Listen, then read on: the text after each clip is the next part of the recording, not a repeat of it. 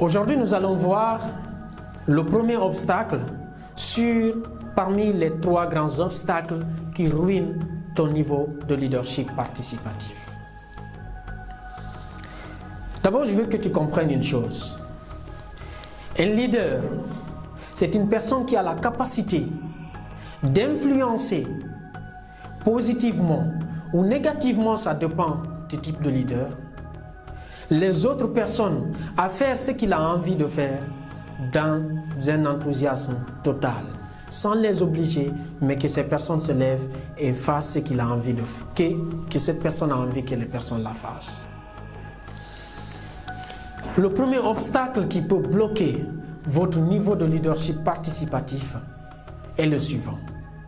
Si vous avez autour de vous des collaborateurs pas assez compétents, je répète, avoir autour de vous, s'entourer de collaborateurs pas assez compétents est l'un des plus grands obstacles de votre leadership.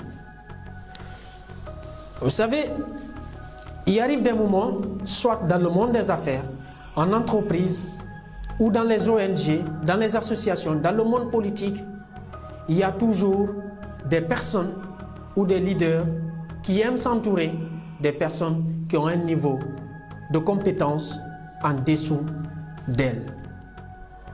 Si toi, dans ta perception de leadership, c'est de t'entourer des personnes qui ont un niveau de compétence en dessous des tiens, cherche une chose, que tu ne peux pas arriver à un certain niveau de réussite. Parce que tu ne peux pas tout faire. Et ton rôle en tant que leader, c'est d'inspirer les autres à agir. Et ton rôle en tant que leader, c'est de transformer les autres comme étant des personnes qui ont la capacité de mettre en œuvre ce que tu as envie de faire.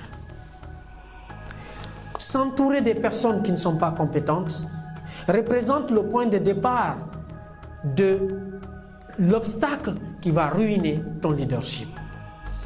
Entoure-toi des personnes qui réussissent. Entoure-toi des personnes compétentes.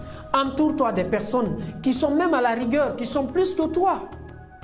Ton rôle en tant que leader, c'est d'attirer les compétences. Ton rôle en tant que leader, c'est de mettre en synergie ces compétences pour produire des résultats.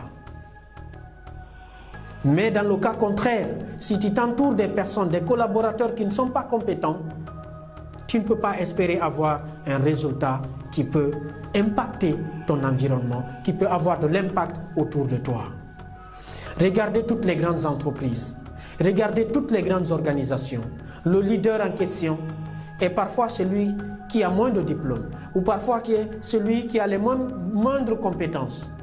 Mais c'est cette personne qui a les capacités de dire dans ce domaine j'ai besoin de telles compétences et de chercher et d'être un chercheur de tête, d'amener cette compétence dans son organisation pour pouvoir mettre en synergie, mettre en action toutes ces différentes compétences pour pouvoir obtenir un résultat plus élevé.